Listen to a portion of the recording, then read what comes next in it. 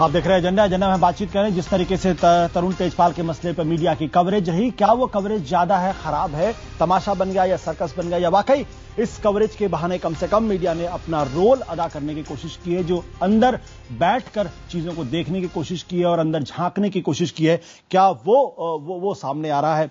हमारे साथ तमाम मेहमान मौजूद हैं। प्रियंका, एक सवाल मैं ब्रेक के बीच में शेफाली से पूछ रहा था कि भाई ये अचानक क्या हो रहा है कि पिछले 16 दिसंबर के भी एक बहुत बुरा हादसा एक लड़की के साथ होता है, महिलाएं सड़कों पर उतरती हैं और बहुत बिना किसी राजनीतिक संगठन की मौजूदगी के पहुंचती हैं और पूरे कानून को, पूरे सिस्टम को हिला देते हैं, अंतर्राष्ट्रीय खबर बनती। क्या महिलाओं के अंदर एक नई तरीके की चेतना, नई तरीके की जागृति सामने आ रही है?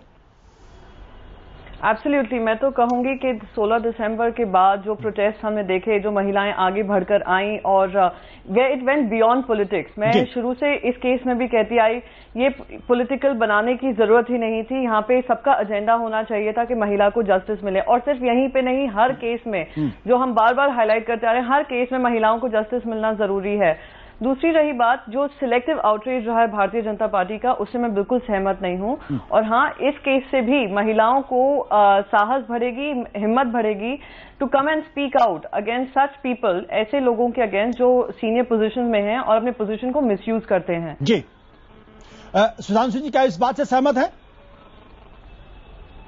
कि महिलाएं अपने अधिकारों को लेकर और जागृत हो रही हैं? राजनीति थोड़ा किनारे रख देते हैं। एक सेकंड, मैं बिल्कुल सहमत हूं।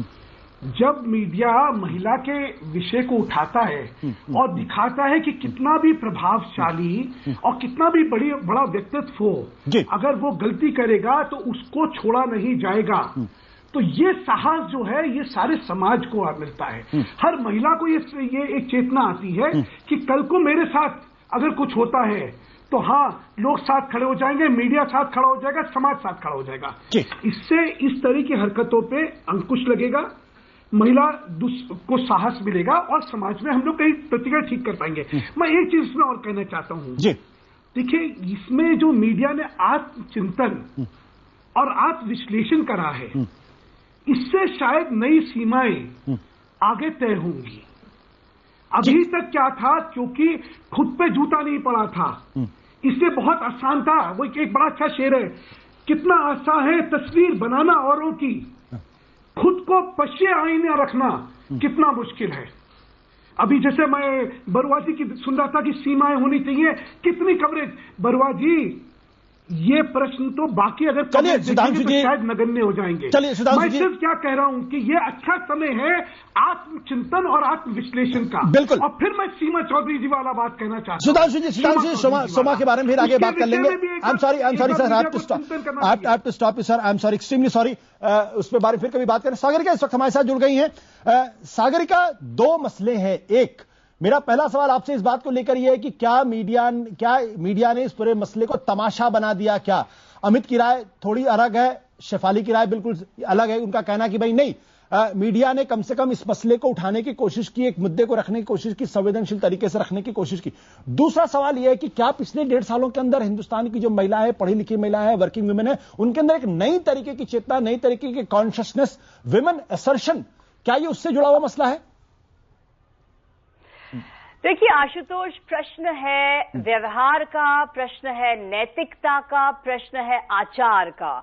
हम लोग जो मीडिया में काम करते हैं, हम सबको कटघरे में खड़े करते हैं, हम सबको आरोपी बनाते हैं, सबको दोषी बनाते हैं, सबसे प्रश्नोत्तर करते हैं।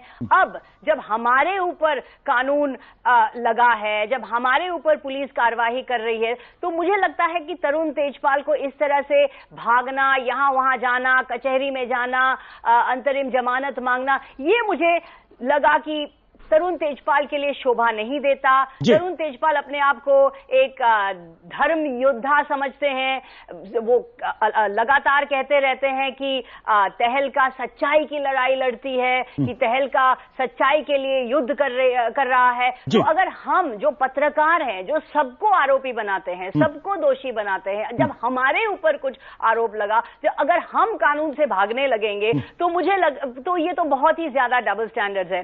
पर मैं ये एक और अहम बात यहाँ बताना चाहूंगी आशुतोष, कि जिस तरह से हम इस केस को कवर कर रहे हैं, लगातार कवर कर रहे हैं, पर हमें ये भी ध्यान रखना होगा कि इंडिया में बहुत सारे केसेस हैं जहां पर कैमरा नहीं पहुंचता है, जहां पर कोई आवाज नहीं उठाते हैं, जहां पर कानून नहीं है, जहां पर आरोपी खुलेआम घूमते हैं, उनको कौन कवर करेगा, उनके लिए कौन आवाज उठाएगा, उनको कौन लाइमलाइट में लाएगा। तो सिर्फ तरुण तेजपाल को जेल भेजने से क्या सारे इंडिया के महिलाओं को क्या हमें न्याय मिलेगा? शायद नहीं। हमें लगातार संघर्ष करना होगा, क्योंकि तरुण तेजपाल को अगर जेल हो या ना हो या जो भी सजा हो, इससे ठीक है, तरुण तेजपाल को सजा होनी चाहिए, पर मैं समझती हूँ कि ये मामला बहुत बड़ा है और सेक्सुअल आपने कहा जेंडर जस्टिस समाज बनने के लिए हमें लगातार संघर्ष करना होगा और इस केस को लगातार कवर करके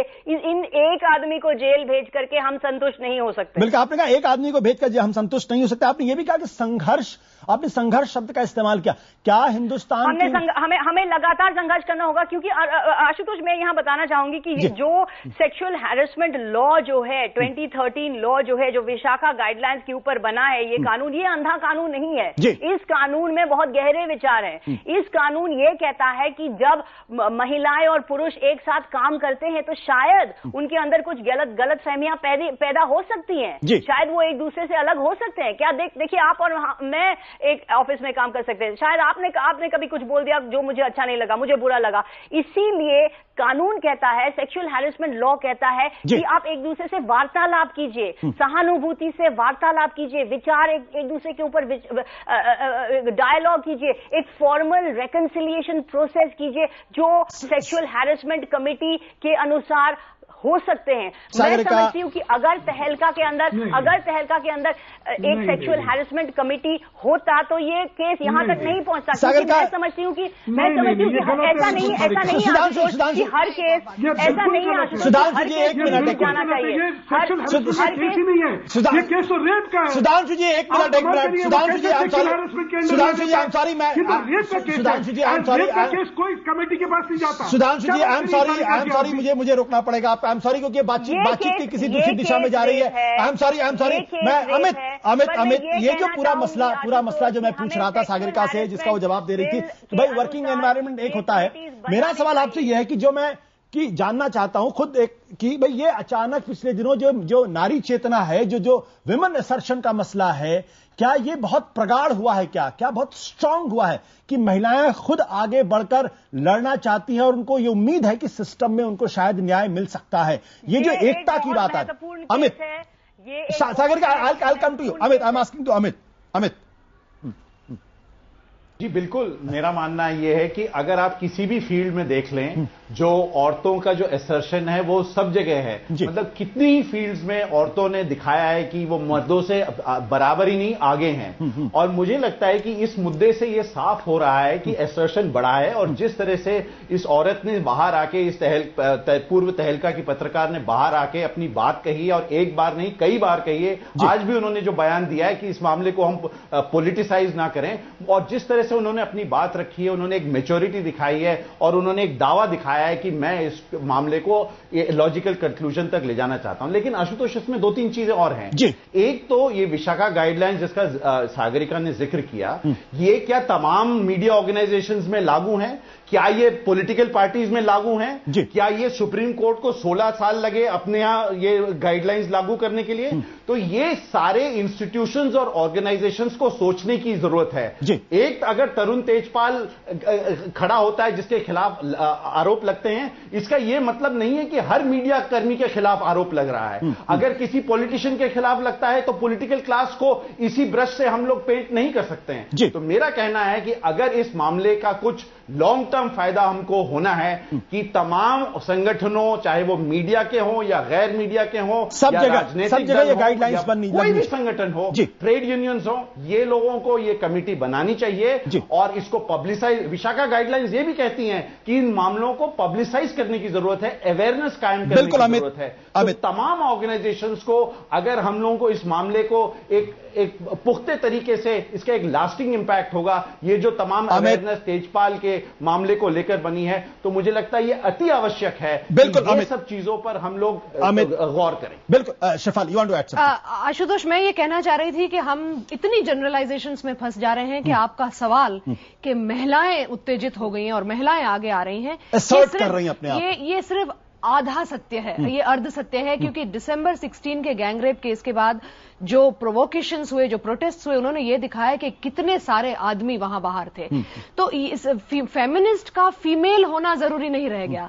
बहुत सारे ऐसे आदमी हैं जो not only they are not guilty, but बहुत ही उनका ये एजेंडा है कि there should be equal rights और जनरल न्यूट्रल इक्वालिटी जिसे कहते हैं वर्क प्लेस में होनी चाहिए। ये चीजें मीडिया ने नहीं उभारी हैं। कोई भी ऐसा डिबेट या मैंने नहीं देखा जहां मेल फेमिनिस्ट जो अपने आप को मेल फेमिनिस्ट कहने के लिए तैयार हो, बैठे हों और वो बात करें कि उनकी तरफ से क्या ओपिनियंस है, how do they see this matter. तो मेरे ख्याल से हम सिर्फ विशाखा गाइडलाइंस और औरतों की पीड़ा और औरतों का उत्तेजित होना, एसर्ट करना, ये सिर्फ हम आधी कहानी बता रहे हैं। बहुत हमारी वॉर स्ट्रेंथन हो जाएगी अगर हम आदमियों से पूछेंगे what do you think about feminism. बिल्कुल सागरिका, जो सवाल शेफाली उठा रही है उसमें एक छोटी सी बात जोड़ना चाहता हूं कि क्या महिलाएं जब एसर्ट करने लगेंगी तो क्या दो खतरे नहीं हो सकते? एक, परिवार के अंदर का खतरा, दूसरा, जहां पे आप काम कर रही हैं वहां लोग सोचने लगेंगे अरे भैया मत लेके आओ, नहीं तो हो सकता है कल के झगड़े खड़े हो जाएं और हमारी जो संगठन है, ऑर्गेनाइजेशन है, इसके बारे में चर्चा गलत होने लगे। इसीलिए मैं बार बार दोहरा रही हूं आशुतोष कि सबसे महत्वपूर्ण चीज हर वर्क प्लेस के अंदर अब है ये सेक्सुअल हैरेसमेंट कमेटी, क्योंकि बहुत सारे ऐसे बातें हैं जो महिलाएं समझती है को बता नहीं पाती है, क्योंकि एडिटर्स बहुत प्रभावशील हैं, शक्तिशाली हैं, प्रभावशाली हैं, ये बहुत दिग्गज पत्रकार हैं और ये इनके खिलाफ आवाज उठाना उनके लिए बहुत मुश्किल है, वो नहीं कर पाती है, वो डरती है। तो अगर इस डर का माहौल में इस डर का माहौल में हम किस तरीके से महिला को आगे लाएंगे, किस तरीके से इस प्रॉब्लम को सॉल्व करेंगे। मैं बार बार दोहरा रही हूं कि sexual harassment committee her work place में बनना चाहिए। ये बहुत अच्छा कानून है, गहरा कानून है, अंधा कानून नहीं है, इसको हमें पालन करना चाहिए, क्योंकि हमारा समाज बहुत तेजी से बदल रहा है, विचारे बहुत तेजी से बदल रहे हैं, सब अलग अलग विचार के हैं। आप जो सोचते हैं मैं वो नहीं सोचती हूँ। महिलाएं आगे हैं, कभी पुरुष पीछे रह गए हैं, कभी पुरुष ये समझते हैं कि ये ठीक है, महिलाएं समझती हैं कि ये हैरेसमेंट है। तो गलतफहमियां तो होंगी ही, वर्क प्लेस में बहुत होंगी, असॉल्ट्स होंगे, it's a fact of nature, the law recognises them, The law recognizes there will be misunderstandings. इन सबको दूर करने के लिए we need the sexual harassment committee. और मैं ये समझती हूँ आशुतोष मैं ये समझती हूँ कि ये केस जो रेप का केस है, जो बहुत ही गंभीर केस है, बहुत गंभीर आरोप लगा है तरुण तेजपाल के ऊपर, हमें ये जो यंग जर्नलिस्ट है इनका सलाम करना चाहिए, इनका कद्र करना चाहिए। बहुत ही ब्रेव और बहुत ही आदर्श और इस तरह से अपनी आवाज उठाई, क्योंकि हम समय बिल्कुल खत्म हो गया। मैं दो छोटे आई एम सॉरी, एक मिनट हो चुके हैं, पर हमने चुप रहा, हमने कुछ नहीं कहा। लॉन्ग लास्ट एक औरत ने अपनी आवाज उठाई है। सागरिका, आप बट एक छोटा सवाल, जो काम सागरिका शेफाली कह रही है, क्या राजनीतिक दल बीजेपी अपने यहाँ ये विशाखा की गाइडलाइंस एथिक्स कमेटी बनाने की कोशिश करेगी? प्रियंका, ये सवाल आपसे भी है। पहले सुधांशु जी। ऐसा है, जो कि कानून होगा वो उसका पालन होगा, लागू करेंगे अपने सामने निकल के आया है तो जरूर होगा। सुनिए, और मैं आगे एक चीज कहना चाहता हूँ। देखिए, उदाहरण से संदेश जाता है, जो बार बार बात हो रही, जब आपने दिखाया कि इतना एक पावरफुल आदमी भी कटघरे में खड़ा होकर जेल जाएगा, उसका संदेश जाता है कि इतने बड़े आदमी ने भी अगर दुराचरण करा तो वो भी नहीं बख्शा जाता। तो the supremacy of law, the rule of law, उसकी प्राइमेसी, उसकी सुप्रीमेसी जब दिखाई जाती है, तब लोगों में जोश आता है, तब लोगों में साहस आता है। बिल्कुल सुधांशु जी, मैं बार बार कहता हूँ, इस डिबेट को कहीं ट्रिविलाइज ना कर दीजिएगा। सुधांशु जी समय बिल्कुल मेरा खत्म हो गया है। सर मेरा समय बिल्कुल खत्म हो गया। प्रियंका आपसे क्या कांग्रेस पार्टी में आप ये वकालत करेंगे कि वहां एथिक्स कमेटी बने? नहीं मिलने वाला है। प्रियंका, क्या आप अपनी कांग्रेस पार्टी में कहेंगी कि बने ये वहां पे? नहीं, बिल्कुल। मैं तो हर पार्टी, हर कंपनी, हर मीडिया हाउस, सब जगह चाहूंगी कि एक कमेटी बने, औरतों का एम्पावरमेंट हो, और आपने हमारी पार्टी का कमिटमेंट ऑलरेडी देखा है टुवर्ड्स वुमेन एम्पावरमेंट, तो मैं बिल्कुल चाहूंगी कि इसका वो फॉलो भी करें। बिल्कुल प्रियंका, बहुत बहुत शुक्रिया। आई एम सॉरी, हमारा समय बिल्कुल खत्म हो गया है। इस बातचीत को बहुत आगे ले जा सकते थे, लेकिन हमारी मजबूरी है, वक्त हो छोटे से ब्रेक लेना पड़ेगा। तमाम मेहमानों का इस बातचीत में शामिल होने के लिए बहुत बहुत शुक्रिया।